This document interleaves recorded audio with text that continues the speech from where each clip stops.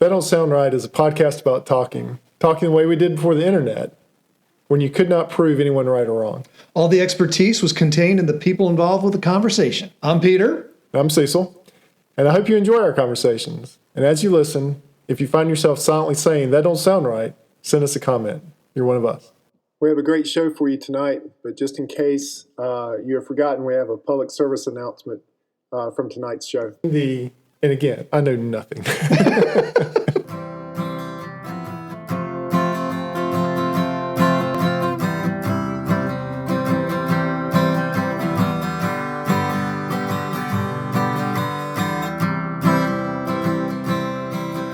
Hey, Peter. Hey, Cecil. Hey, welcome everyone to the That Don't Sound Right podcast. If you're listening, you probably experienced the same phenomena. Someone's talking, says something a little off, and you go to Google it because that don't sound right. But we're not going to Google it. Not this week. We're not any week. We haven't ever Googled it, right? But right. I'm sure y'all have Googled it after we've been talking. Oh, we know. We get your letters where you've Googled it. And that's helpful. So, Cecil, it's getting warmer little by little. And I don't know about you. Do you like the grill? I mean, I've been on your recording porch, and adjacent to the recording porch is a big gas grill. It's the grilling porch. It's the grilling section. And you can probably see through my recording porch. Yes. I got a grill over there. And we inevitably grill chicken every week. Really? Yeah. I mean, I'm usually on the grill at least once or twice a week. You like the edamame then? Yes, that again, no, back to the edamame. Yes, I'll never get that word right. But I grill a lot of chicken. Mm. And there's an interesting phenomena that's going around the modern chicken today. I don't know if you've heard of this, but I bet you've experienced it. So you've cooked that perfect chicken breast. Right. And you cut it into it, and it cuts really well. Right. It's juicy. Right. And then you take that bite, and it has a weird texture. Yes. And you almost think it's not cooked. Right. It almost. Yes. Yes, you're tracking with me, right? Yeah. No, I know exactly. It scares you. Yes. I mean, the worst thing that happen is when you have guests over, right? And you eat that chicken, and you look around, and you're thinking, "Oh my word, have I served them raw chicken?" Yeah. But it's not raw, right? Because I don't know if but I have a instant read thermometer, and I temp every single piece that comes off the grill. Yes. So just out those there listening in Canada and Germany and Japan, UK, Philippines, Romania, the United States, if you come to my house and eat chicken, I'm gonna temp it. It's gonna be fine. I do the same thing. But you eat that bite. Yes. And it's got the weirdest texture to it. Yes. So much so you think it's raw. Yes. And that is a relatively new phenomenon in the modern chicken, from what I understand. And the term, have you heard of the term? No. It's called woody. I hadn't heard that. It's called but that's woody exactly what it chicken. Looks like. Yeah. It's called having woody chicken. Huh. What? I mean, you've had it, right? It happened a few weeks ago. What was your reaction? Because I temped it. I pulled it off, I cut it, and I'm like, this is raw. Because of the way it looked. Yeah, right. Or the way it cut. Right. Or felt. And I was like, but it wasn't. Because it was really tender. Yeah, it's perfect. The taste is perfect. But it's that texture. Yeah, there's something wrong with that. And I think I have a clue. What causes this? Okay, so my kids in school one time had to raise chicks. The class were raising chicks. Okay. And so I don't know where they got these chicks from. Tractor Supply. I've seen maybe from Tractor Supply. I'm not sure where the source was. I've always wanted to do that, actually. Yeah, I've always wanted to do that. Well, now my granddad had chicken. Both my granddads had chickens. All right. And so I remember going out with my CA, Cecil Alexander, granddaddy. Okay. Right. He would go out to his chicken coop and feed the chicken. So we were raising these chickens. We had a heat lamp and everything. And the idea was when they got big enough, we would give them to a farm. Okay.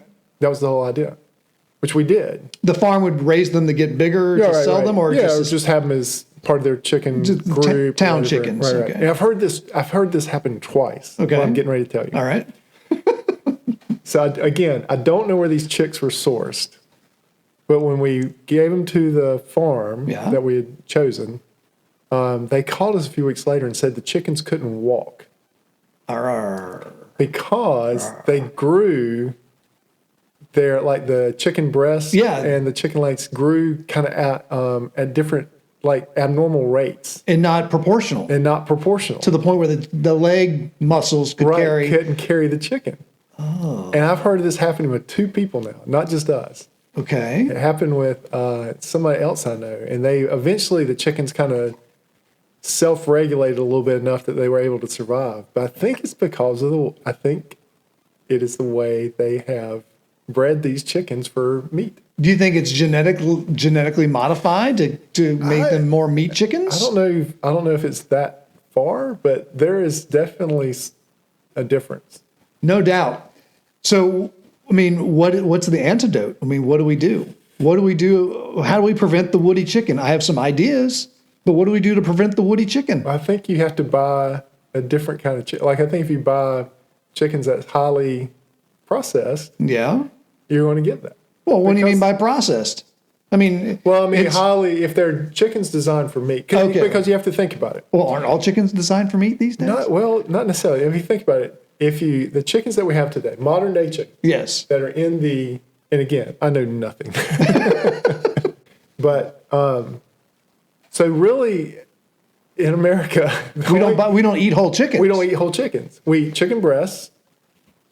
We eat chicken breasts. Yeah, and sometimes chicken quarters. And wings. Right. That's what we eat. Right, okay. So if you're in the chicken industry, I would think you would select for chickens that are going to have that maximize breast meat or wings. Well then, so it's the idea then that these birds that have been genetically modified or whatever they do to them, bred for them, or there's something in that causes the meat to have this weird texture. Right. That would be my this is just a. So I can tell you that might be right. Right. Because this has been my solution to the woody chicken problem. By the way, fixing it. I have heard of restaurants sometimes experiencing this, and they don't know what to do about it. But this is what I've done to do about it. So you fixed it. I don't say I've fixed it. I just know how to avoid it. It's probably still going on, and it happens to me every once in a while. But when I buy a package, when I do the grocery shopping, which lately I've been going to the market and doing all the grocery shopping. Yeah. And when I buy the family pack of chicken breasts, actually it doesn't matter if it's a family pack but when it's a boneless, skinless chicken breast, I always buy the package. And usually they come in, they'll put 2 in a package, or they'll put 6 in a package, or they'll put 4 in a package. Right. What I usually do is I find the package that weighs the least. Because my theory is exactly what you said. These particular birds that really are raised and really experience having their breast meat outperform the leg meat or the thigh meat, those are the woody chickens. Yes. And so if you stick with the breasts, the actual pieces that are smaller, you're less likely to experience the woody chicken phenomena. And I can tell you, I can't remember the last time I had a woody chicken. I mean, like I say, I grill chicken about once a week. Right. And I can't remember the last time I had one. I think all that fits. It might work. Well, I'm just saying, I think we have a unified chicken theory now. Well, again, not many people probably have thought of this. Right. But when you put that woody chicken on the table with guests, you will not forget it. Right. Because then, I know exactly what you're saying. I did this a few weeks ago, and the woody chicken, I actually pulled it out and didn't serve it. No, right. I ate it. Yeah, right. Because I knew it was all right, but I knew something was wrong. And I have even found that if you microwave it the next day or during the week as leftovers, it doesn't fix the problem. It's still there. Yeah. Deep thoughts with Cecil and Peter. That's right. On the woody chicken. Yeah. Now I'm going to see if I can do it your way and get the least. Try it. Yeah, see if it works. Now, maybe there's some listeners shaking their head, and this is where you invoke that don't sound right. You let us know at the tdsrpodcast@gmail.com. Right. send us a comment on any of the hosting sites for the podcast, or you can even put something on Instagram and say, that don't sound right. Well, we know a lot of chicken, like Scott's a chicken farmer. Scott has chicken. At his house? Yeah. Listener number one. Listener number one has chickens. Okay. I wonder if he's ever had the chicken can't walk because it's too top heavy, or 2, eating a woody chicken. Right. Well, I think it's where you source them, whether they're meat chickens or they're chicken chickens. And I bet he has chickens. Yeah, there's going to be some people that are doing the homesteader home chicken thing. Yeah. They're going to write in about this. Well, let's hope so. I'd like some answers. Yeah. Because, absolutely. Because, if I'm buying a chicken at a chick at Tractor Supply, is this going to happen? Right. Is it a meat chicken or is it a chicken? But how do you know? You probably don't know. You don't know. That's why I think with the thing in the classroom, somehow or another they sourced meat chickens, raised them, and they didn't even know about it. They were meant to be they weren't meant to be like free range chickens. Could the meat chickens fly? Was that one of the problems too? They couldn't fly? They couldn't even walk. I don't know if they could fly. Because you'd think maybe no, that's I don't think the breast meat is what gives them flight. Yeah. It'd probably be what we call the wings. Right. Man, that was a great question. Well, it's getting warm. You might run into that. Hopefully we've helped some people. Help the summer barbecue season while get it kicked off. That's right. So, that's right. Well, thank you all. Regardless of which country you're in, thank you for listening to us. If you're in one of the countries where there's just a few of you listening, remember, you're our entire program there. So just get one more listener and it'll double our Japanese listenership or our German listenership. And don't forget, if we have merchandise, if you're interested. I've definitely heard and used myself the That Don't Sound Right mug in my Zoom calls. A mug says 1,000 words. It does say 1,000 words.